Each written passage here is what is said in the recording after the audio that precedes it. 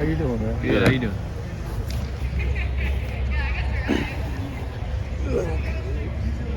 Gee, what's this spring been like for you so far? It's been good, man. It's good to get back out here and just continue development. That's kind of the name of the game in the spring is just developing and becoming a better version of yourself on the field.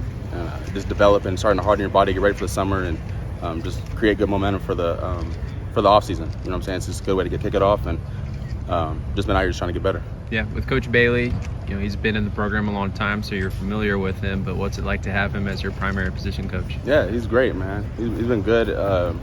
He's actually shocked me. I initially coming into it, I didn't necessarily know what to expect, especially a guy that's he was in the room a little bit last year, but he's never ran a tight end room. But he kind of came over, and from the jump, like his work ethic is outmatched. You know what I'm saying? And he's humble enough to know, the things that he doesn't know, and he's humble enough to ask questions. It's not about pride. It's about what's best to, bring the best unit out and put our best foot forward to have a great season. So would you say it's kind of been a relationship where it's been give and take, where you guys have helped him learn on the job and you guys have also received a lot of knowledge and information from him? Absolutely, yeah. I mean, just out here on the field, I mean, you gotta go out there and ride the bike to fall off a few times and really realize how it goes. And so it's kind of just like he's learning on the fly, but like I said, he's doing great. The number one thing that steps out is just his work ethic, his put him miles ahead of where I thought that this would be. So he's doing great. Do you have more access to him because he's not also the offensive coordinator like Coach Wilson was? I would say it's relatively similar. I mean, Coach Key is definitely a guy that I'm always one call. He's always one call away whenever I need him. So. But I wouldn't say necessarily. I think Coach Wilson was relatively around us, same meeting times and things of that nature. But it's definitely You mentioned the lessons of falling off the bike and getting back on it. How long do you think it took for you to internalize that for yourself while you were here? I mean, I think that's a metaphor, but it's kind of ironic because I think it's a never-ending thing. I think constantly in life you're always falling off the bike and jumping back on. And if you're not, then I think I would call that person content and not striving towards anything. So if you're anyone who's striving towards anything and it's actively chasing something, you're going to fall off the bike. If you're constantly challenging yourself, kind of goes back to the man in the arena thing, who can put themselves in a vulnerable position to fall. And that takes courage. And so respect to anybody who does that. So I say me personally, I feel like I'm constantly, trying new things, putting myself in vulnerable positions. And I think that's the name of the game is is having courage. I just call that courage. What do you like about being able to get back on? And what have you learned in that process and learned about yourself maybe? Just the ups and downs in life. You know what I'm saying? I feel like that's one of the biggest things I've learned is like, I realize that, there's a lot of parallels between football and, relationship life and family life. It's on this roller coaster. And over time, I've learned, you ride the highs. When it's high, you're just thankful for it and you say your blessings. And then when you're in your lows, you hold on tight and just understand that it won't be like that forever and that a better day is coming. And so I think it's just riding that roller coaster. And I think the older and the more wise you get, I think it goes from this and it kind of starts going like this a little more. So there's still, no matter how good you get, there's still up days and down days. But the more mature you get, hopefully you're not, plummeting down in spikes every other day. And that's been one of the biggest things I've learned is that, just saying, embracing the ups and downs. There's no good without bad, Keenan was just talking to us about you and how you had to go from playing wide receiver to then trying to block JT and Jack on a down-to-down basis. How much fun has that actually been for you? Has it been fun learning, hey, I can block these type of guys. Yeah. I can do pretty well at it. Like I said earlier, just, putting myself in a vulnerable position. And I think when you put yourself in vulnerable positions, you grow. And so I think that's been one of the biggest things. I've put myself in a position where, it wasn't necessarily comfortable for me initially, but I've grown tremendously. And so I'm happy for that. And the plan is just to keep trending in the right direction. And I think, everything else is going to take care of itself. Sorry if you've already been asked about it, but you reeled in a pass last Saturday, got hit pretty hard, got up and celebrated. What's a moment like that do for you? Is that just like one of those moments oh, this is pretty fun? Yeah, I mean, it just builds confidence, Every stepping stone that you do, make plays like that with emotion and confidence. You almost reassure yourself, man, I'm belong out here. You know what I'm saying? This is where I'm supposed to be, and I'm perfect right where I'm at. And just, those are great opportunities. And so yeah, definitely enjoyable.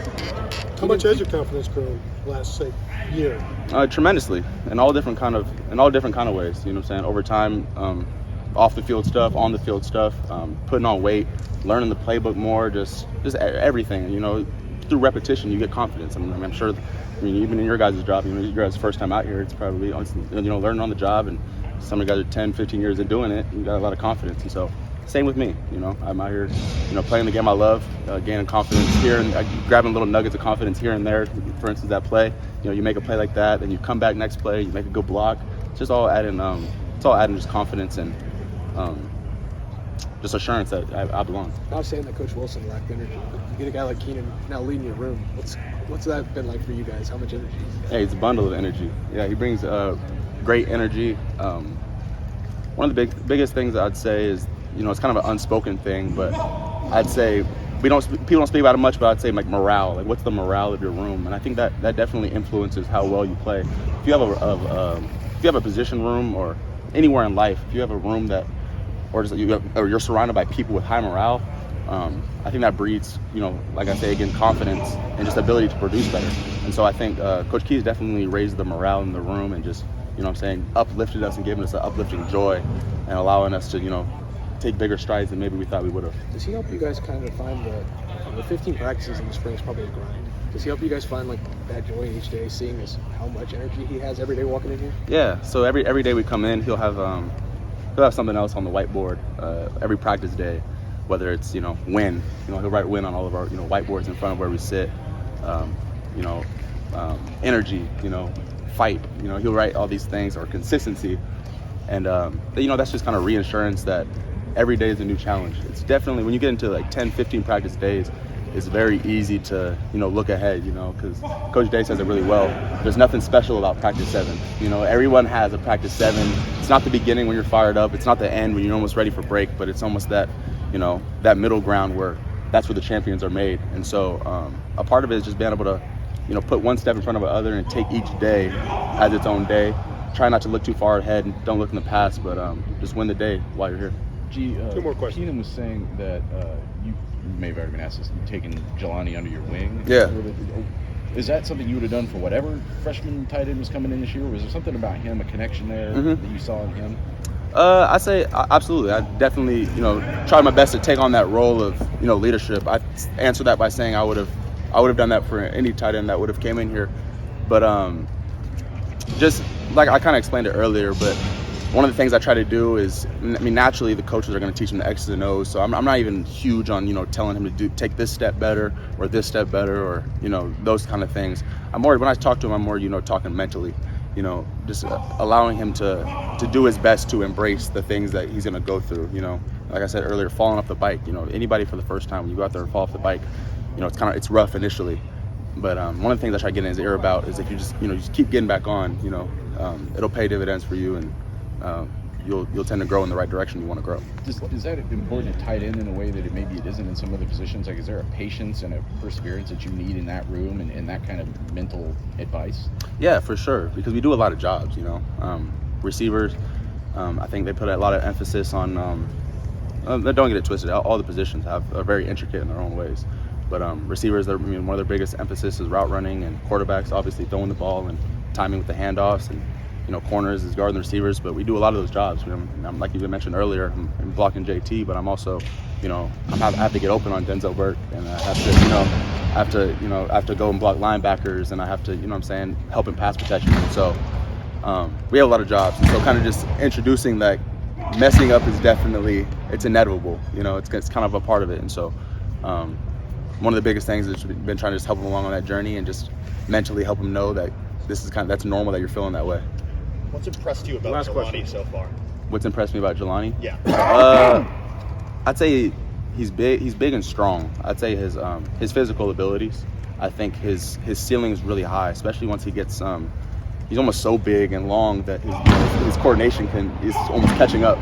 And I think once he does get there and he becomes fundamentally sound and takes some years of coaching, his ceiling is really high of the player that he can be. And so initially that's one of the biggest things that jumped out is his physical ability. And I think the sky's the limit for him if he just keeps taking coaching and just keeps putting a day in front of the other.